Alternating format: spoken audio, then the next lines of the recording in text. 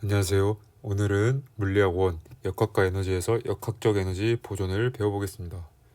저번 시간에는 힘에 대해서 배웠는데, 힘은 물체의 모양이나 운동 상태를 변화시키는 원인으로서 서로 상호작용하는 것을 표현하는 단위였죠. 예. 그래서 이 힘을 이용해서 이제 에너지까지 같이 한번 공부를 해보겠습니다. 자, 에너지 전환은 어떻게 될까? 에너지 전환, 이제 우리가 에너지를 다룰 텐데, 이 에너지와 다른 에너지, 어떠한 에너지와 또 다른 어떠한 에너지 사이에 이 전환이 어떻게 되느냐를 저희가 따져야 되기 때문에 한번 예시를 들어볼게요. 야구 경기에서 선수가 슬라이딩하는 모습을 볼 수 있습니다. 이때 달려오던 선수가 슬라이딩을 하면 조금 미끄러지다 멈춥니다. 이때 선수가 가지고 있던 운동 에너지는 어디로 간 것일까? 지금 보시면 빨간색 옷을 입은 선수가 슬라이딩 하면서 미끄러질 건데, 이제 이 베이스 근처로 가면 멈출 거예요. 이때 운동 에너지, 그러니까 달려오다가 운동을 하다가 멈출 건데, 그럼 이 멈추게 하는 에너지들은 무엇이냐를 물어보는 거죠. 그러면 이 에너지 전환은 어떻게 될까 생각을 해보면, 일단 흙바닥이니까 미끄러지면서 마찰이 일어날 수도 있을 거고요. 또 슬라이딩 하면서 옷이 막 이렇게 이제 마찰이 일어나고 하니까 소리도 날 수 있고요. 그렇죠? 그래서 보면 선수가 슬라이딩 하면서 흙바닥과 마찰을 일으키면서 생기는 열 에너지, 또 이 옷이랑 흙이랑 부딪혀서 나는 소리 에너지 등등 해서 여러 가지 에너지로 전환이 될 것입니다. 그러니까 운동 에너지가 열 에너지로도 어느 정도 될 거고요. 소리 에너지로도 어느 정도 전환이 될 거예요. 또 다른 에너지를 등등등 해서 이 모든 합한 게 결국 운동 에너지. 이 말은 뭐냐? 서로 전환이 된다. 여기서 일단 이거는 일상생활에서 우리가 접할 수 있는 에너지이기 때문에, 소리 에너지, 열 에너지 같은 경우는 우리가 직접 만져서 느낄 수도 있고 들어서 느낄 수도 있지만 다시 활용할 수는 없습니다. 이 에너지를 잃어버리는 에너지라고 흔히 표현을 하죠.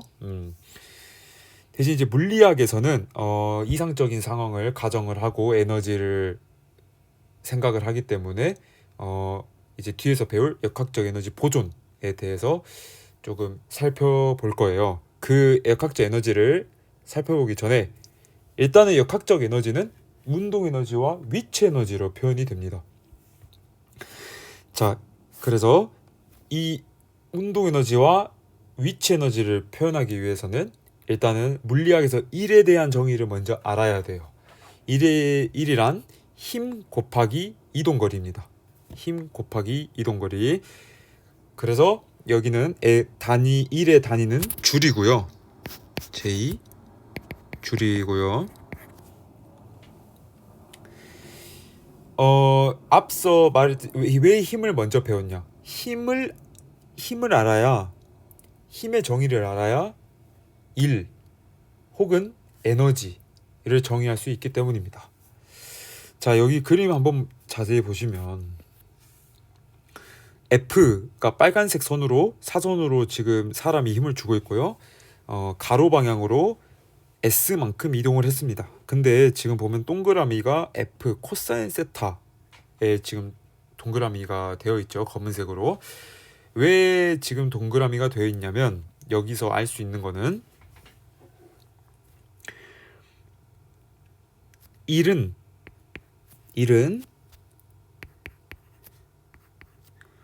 수평 방향 힘만 이용을 합니다. 자, 이게 뭔 말이냐면 한번 봐볼게요. 지금 여기로 이동을 했어요. 오른쪽. 그러니까 오른쪽으로 이동했든 왼쪽으로 이동했든 일단 지표면이랑 평행해야 이 일에 대해서 기술을 할 수 있단 말이죠. 그러면 지금 이 F라는 힘, 벡터를 수직 방향과 수평 방향으로 쪼개면 수직 방향은 1을 쓰이지 않아요. F 사인 스타 A는 1이 쓰이지 않습니다. 그러니까 이 수직 방향은 사실적으로 힘을 못 쓰는 힘이고요. 1에 관여를 할 수 없는 힘이죠. 그래서 여기서는 이제 F 코사인 세타 이 수평 방향만 2를 기술할 수 있다. 네. 뭐 반대로 만약 사람이 앉아 있어요. 얘를 들었습니다. 상자를 질량이 M인 상자를 들었어요. 얘를 들 겁니다. 그러면 여기서 보면 물체 이동 방향이 위쪽이죠. 근데 힘을 주는 방향도 위쪽이에요. 그러면 이 둘이 평행하기 때문에 2를 기술할 수 있습니다. 이거 1이 측정이 가능하죠. 측정 가능. 그러면 이 1을 어떻게 물리학에서 기술하고 적용을 하냐면 이제 에너지와 1의 관계를 통해서 기술을 할 수 있습니다. 자, 여기서 일단 역학적 에너지는 아까 말했듯이 운동과 위치 에너지, 운동 에너지와 위치 에너지로 기술이 되는데 운동 에너지부터 먼저 살펴볼게요. 일단 에너지는요, 물체가 일을 할 수 있을 때 가지고 있는 거예요. 가지고 있는 거. 그럼 여기서 이제 알 수 있는 거는 힘과 이제 일상생활에서 흔히 사람들이 잘못 쓰는 표현이긴 한데 힘과 에너지를 거의 동치로 활용을 하죠. 힘이 좋다, 에너지가 좋다 이렇게. 근데 물리학에서는 확실히 구분해 놓을 필요가 있어요. 힘은 서로 상호작용하는 것을 표현하는 단위고요. 에너지는 가지고 있는, 그러니까 물체가 가지고 있는 어떠한 상태라고 보면 돼요. 그러니까 아예 다른 부류죠. 다른 부류. 그리고 힘을 알아야 에너지를 기술할 수 있습니다. 자, 앞에서 배웠듯이 힘을 알아야 에너지를 기술할 수 있죠. 자, 그러면 운동 에너지부터 한번 살펴볼게요. 운동 에너지는 지금 EK라고 보통 기호로 표현을 하고요. 키네틱 에너지라고 표현합니다. 운동하는 물체가 가진 에너지고요. 운동 에너지는. 자, 1은요. 아까 공부했듯이 힘 곱하기 거리인데 힘은 저희가 알다시피 F는 ma죠. 질량 곱하기 가속도. 자, 그래서 이 공식을 활용해서 결국에는 이렇게 예쁜 운동 에너지 공식이 나와요. 그래서 EK는 2분의 1 mv 제곱. m은 질량이고요. v는 그 물체의 속도입니다. 자, 대신 지금 공식은 이렇게 되는데 지금 여기 위에 색칠해져 있는 이걸 보시면, 이 공식을 보시면 v제곱 마이너스 v0 제곱이라 돼 있죠. 그러니까 v0는 여기서는 지금 초기 속도라고 하거든요. 그러니까 처음 측정을 할 딱 그때의 속도, 초기 속도라고 하는데, 그러니까 말 그대로 여기서부터 여기서까지 일한 거를 에너지로 바꿔서 기술을 해보겠다라는 뜻이에요. 자, 그러면 또 내려가 보면 여기서 이제 그래서 1 운동 에너지 정리가 나와요. 흔히 1 에너지 정리라고 하고요. 물체가 받은 1 W는 운동 에너지 변화량으로 전환될 수 있습니다. 여기서도 에너지 전환이 또 생기는 거죠. 그래서 W는 델타 EK, 델타는 변화량이고요. 그래서 델타 EK는 W로 1로 계산할 수 있습니다. 대신 1 에너지 정리는 물체가 받은 모든 일이 운동 에너지의 변화에만 쓰였을 때 성립하는 식이에요. 그러니까 예를 들면 위치 에너지로 변화가 된다면 이 공식은 쓸 수 없어요. 쓸 수 없고요. 그러니까 지금은 공식이 중요한 게 아니고 일단 에너지와 일과의 관계 그리고 힘과 에너지의 관계 구분 지어야 하는 것 이런 것을 조금 염두를 해뒀으면 좋겠어요. 자, 그래서 이제 포텐셜 에너지, 위치 에너지라고도 하죠. 포텐셜 에너지는 이 높이에 의존하는 에너지고요. 말 그대로 포텐셜, 잠재적인 에너지입니다. 이거 또한 이 개념 또한 중3 때 배웠기 때문에 바로 이제 상황을 좀 설명을 해보자면 포텐셜 에너지는 EP라고 기술을 하고요. mgh라고 계산을 해요. 그러니까 m은 질량, g는 중력 가속도, h는 높이인데 이 공식도 결국에는 FS에 기술을 합니다. 1이죠. F는 ma고요. 중력 가속도가 a의 역할이고 높이가 s의 역할이죠. 그럼 앞에서 봤듯이 MAS, MGH이기 때문에 포텐셜 에너지도 1로 기술할 수 있다.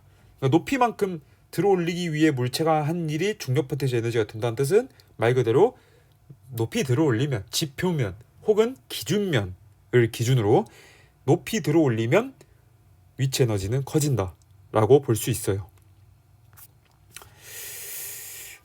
자, 여기서 이제 역학적 에너지는 운동 에너지와 포텐셜 에너지로 나누어지는데 이 운동 에너지와 포텐셜 에너지를 둘이 더한 게 두 수치를 더한 게 역학적 에너지라고 하죠. 근데 그 포텐셜 에너지에 한 가지 추가가 되는 게 이제 용수철, 흔히 우리가 말하는 스프링이라고 하죠. 용수철에 의한 탄성 포텐셜 에너지가 이제 추가로 배우게 되는데 이 개념도 그냥 잠재적인 에 집중을 하면 이해를 하기가 굉장히 쉬워요. 공식보다는 일단은 이해를 이 운동을 어떻게 하는지 머릿속으로 조금 그려보고 우리가 일상생활에서 봤던 거를 좀 상상을 해보면 굉장히 이해하기 쉽습니다. 한번 봐보면 용수철에 의한 용수철 느리고 줄이기 위한 일, 이 용수철이 갖게 되는 탄성 포텐셜 에너지입니다. 똑같이 EP라고 쓰고요. 여기서는 공식이 힘이 용수철 상수 곱하기 변위예요. 거리죠. 용수철 상수는 쉽게 생각하면 용수철마다 늘어지는 정도, 단단한 정도, 얇은 정도가 다 다를 거 아니에요. 이거를 간단하게 용수철 상수로 표현하는 겁니다. 그러니까 용수철이 바뀔 때마다 용수철 상수는 무조건 바뀔 거예요. 같은 용수철이 아니라면 같은 용수철이 아니라면 무조건 용수철 상수는 바뀔 거고요. 이것 또한 똑같이 처음에 배운 일의 정의에 입각을 해서 공식을 유도할 수 있고요. 여기서는 포텐셜 에너지가 2분의 1 kx 제곱이라고 표현할 수 있습니다. 자, 그래서 보면 평형 위치, 탄성 포텐셜 에너지를 기술할 때는 항상 평형한 위치가 제일 중요해요. 힘이 평형한 위치는 힘이 평형한 위치죠. 그러니까 힘이 이 평균보다 평형을 이루는 지점이라고 보시면 돼요. 그러니까 말 그대로 이 늘어나는 힘과 줄어들려는 힘이 같은 지점이라고 생각하시면 됩니다. 그러면 만약 여기서 잡아당겼어요. 이제부터 조금 상상을 해봅시다. 잡아당겼어요. 그럼 잡아당겼어요. 지금 나라고 하면 가에서 나 상황이 됐어요. 그러면 여기서 만약 놓는다면 어떻게 될까요? 이 공이 왔다 갔다 하겠죠. 왔다 갔다. 정확한 수치는 저희가 계산하지 않아서 모르지만 충분히 상상할 수 있어요. 왔다 갔다 할 건데, 그러면 언제 위치 에너지와 언제 포텐셜 에너지가 이제 증가하고 감소하냐라고 볼 수 있거든요. 쉽게 생각을 하면 잡아당겼어요. 그러면 용수철 입장에서 보면 무조건 포텐셜 에너지, 뭐를 기술할 때는 물체 입장에서 봐야 돼요. 용수철 입장에서 보면 어떻게 돼요? 잡아당겼으면 이제부터 줄어들 잠재적인 에너지를 준 거예요. 줄어들 잠재적인 에너지를 준 거예요. 그러면 어떻게 되죠? 포텐셜 에너지가 증가를 하죠. 그러면 늘렸을 때 포텐셜 에너지가 증가를 할 거고요. 이제 운동을 할 건데요. 이 평형 위치를 기준으로 만약 여기 이제 용수철을 여기 X만큼 늘렸다면, 이상적인 상황에서 마찰과 공기 저항이 없다고 가정했을 때 똑같이 X만큼 줄어들어야 되거든요. 그러면 이 평형 위치에 왔다고 생각을 하면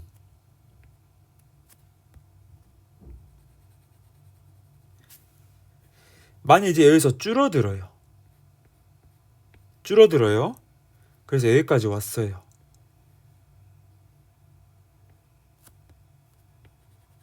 그럼 어떻게 될까요? 이게 포텐셜 에너지가 그럼 여기서 여기로 갈 때, 이 중간에서 왼쪽으로 갈 때는 포텐셜 에너지가 줄어들까요?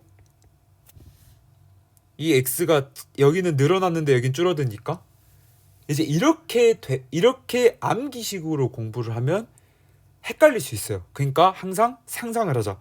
어떻게? 평형 위치에서 이제 줄어들면 어떻게 되죠? 늘어날 잠재적인 힘을 주는 거예요. 이 용수철은 평형 상태를 유지하기 위해서 늘어나거나 줄어들 거예요. 무조건. 그러면 어떻게 될까요?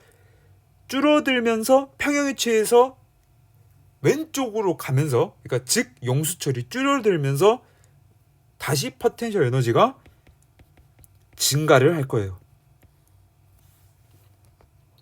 이해가 되나요? 자, 그러면 생각을 한번 해봅시다. 다시 잡아당겼어요.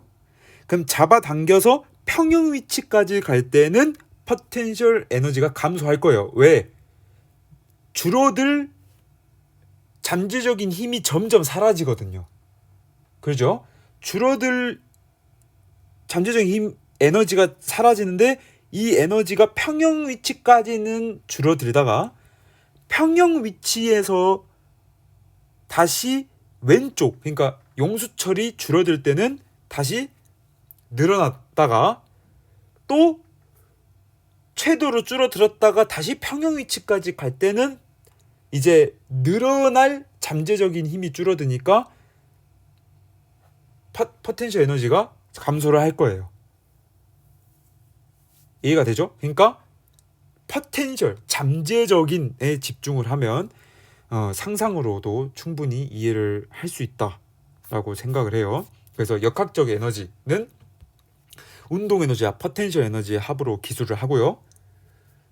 대신 저항, 공기 저항, 마찰 등 이 외부 조건이 없을 때, 외부에서 힘을 주지 않았을 때 운동 에너지와 포텐셜 에너지의 합은 일정하게 보존이 된다가 역학적 에너지 보존이라고 합니다. 자, 그래서 이제 우리가 배운 것처럼, 앞서서 배운 것처럼 위치 에너지는 두 개가 있었죠. 그냥 말 그대로 지표면을 기준으로 물체가 높이 올라갔을 때랑 용수철에 의한 포텐셜 에너지가 있었는데, 이제 만약 지표면을 기준으로 만약 위로 물체를 매달고 왔다 갔다 했을 때는 모든 이 에너지 앞서 배운 세 가지 에너지가 다 존재를 할 거예요.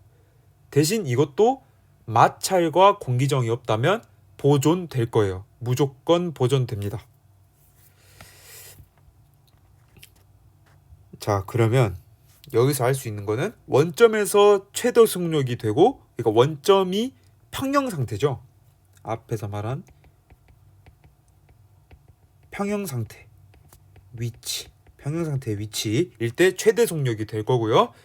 그러므로 운동 에너지는 당연히 최대가 될 거예요. V 제곱에 비례를 하기 때문에. 그리고 당연히 변이가 제일 많이 늘어날수록 2분의 1 kx 제곱, x 제곱에 비례하기 때문에 포텐셜 에너지가 최대가 될 겁니다. 이해가 되죠? 자, 그래서 우리가 마지막으로 생각해 봐야 될 것은 역학적 에너지가 보존되지 않는 경우가 있을 거예요. 앞서서 말했듯이 외력이 존재를 하거나, 그러니까 외부에서 힘이 들어왔을 때 그 개를 깨트렸을 때, 그 개의 상태를 깨트렸을 때 보존되지 않을 경우가 분명히 있어요. 일상생활에서는 역학적 에너지 보존되는 경우가 없죠. 공기저항과 마찰이 없을 수가 없으니. 자, 그러면 그런 경우는 어떤 경우가 있을지 한번 상상을 해보는 게 숙제입니다. 네. 수업을 들으느라 수고하셨고요. 퀴즈 풀어보시면 될 것 같습니다. 감사합니다.